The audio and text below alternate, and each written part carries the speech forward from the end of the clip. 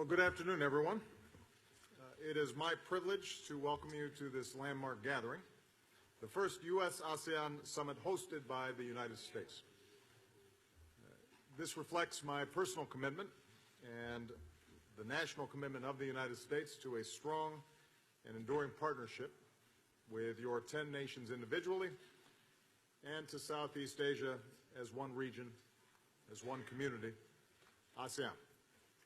I want to thank my co-chair, President Chomali of Laos, Secretary General Ming, and leaders from all 10 ASEAN nations for being here. As everyone knows, I first came to know the people and the beauty and the strength of Southeast Asia as a boy when I lived in Indonesia for several years with my mother. As president, I've had the opportunity to visit most of your countries. You and the people of ASEAN have always shown me extraordinary hospitality, and I hope we can reciprocate with the warmth today and tomorrow, which is why I did not hold this summit in Washington. It is cold there. It's snowing. So welcome to beautiful, warm, sunny lands. As president, I've insisted that even as the United States confronts urgent threats around the world, our foreign policy also has to seize on new opportunities. And few regions present more opportunity to the 21st century than the Asia Pacific. That's why early in my presidency, I decided that the United States, as a Pacific nation, would rebalance our foreign policy and play a larger and long-term role in the Asia Pacific. And this has included engagement with Southeast Asia and ASEAN, which is central to the region's peace and prosperity and to our shared goal of building a regional order where all nations play by the same rules. As part of our deeper engagement, I'm proud to be the first U.S. president to meet with leaders of all 10 ASEAN countries. This summit marks our 7th meeting. At your invitation, the United States joined the East Asia Summit, and together we've made it the region's leading forum for addressing political and security challenges. I've made now 7 visits to the ASEAN region, more than any previous American president. At our last meeting in Kuala Lumpur, we forged a new strategic partnership, and our sustained engagement is delivering concrete results that benefit all of us, momentum that we can build on here at this summit. Together, we can continue to increase the trade and economic partnerships that create jobs and opportunity for our people. Since I took office, we've boosted trade between the United States and ASEAN by 55%. The region is now our 4th largest goods trading partner, including U.S. exports that support more than 500,000 American jobs. U.S. companies have been the largest source of foreign investment in ASEAN, one of the many reasons that the region's GDP has surged in recent years, lifting people from poverty into the middle class. I want to take this opportunity to again congratulate my fellow leaders on the formation of the ASEAN community, which is another important step toward integrating your economies. Here at this summit, we can build on this progress and do more to encourage entrepreneurship and innovation so that growth and development is sustainable and inclusive and benefits all people.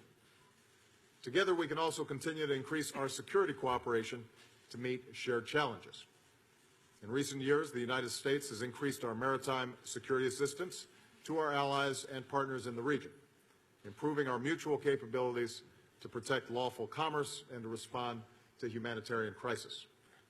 Here at this summit, we can advance our shared vision of a regional order where international rules and norms, including freedom of navigation, are upheld and where disputes are resolved through peaceful legal means. Together, we can continue to support the aspirations and dignity of our citizens. The historic election in Myanmar and the transition now underway gives hope for a nation that is inclusive, united, peaceful, and democratic. In joining the TPP, Singapore, Vietnam, Malaysia, and Brunei have committed to high labor and environmental standards. I'm very proud that our Young Southeast Asian Leaders Initiative is helping to empower young men and women who are shaping the region every day.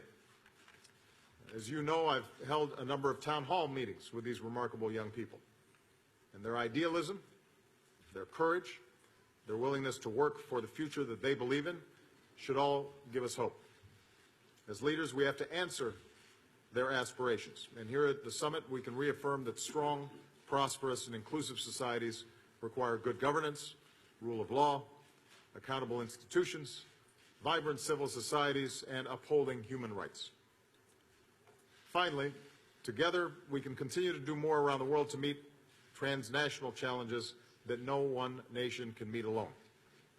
As we were reminded again by the attack in Jakarta last month, the scourge of terrorism demands that we stay vigilant, share more information, and work cooperatively to protect our people. Just as our nations work together to achieve a strong climate change agreement in Paris, now we need to implement that agreement and step up investment in clean, affordable energy, including for developing countries. So, economic growth that is inclusive, creating opportunities for all, mutual security and the peaceful resolution of disputes, human dignity, including respect for human rights and development that is sustainable. That is our vision. That's what brings us here together today. I want to thank all of my fellow leaders for being here and for your commitment to a strong U.S.-ASEAN partnership.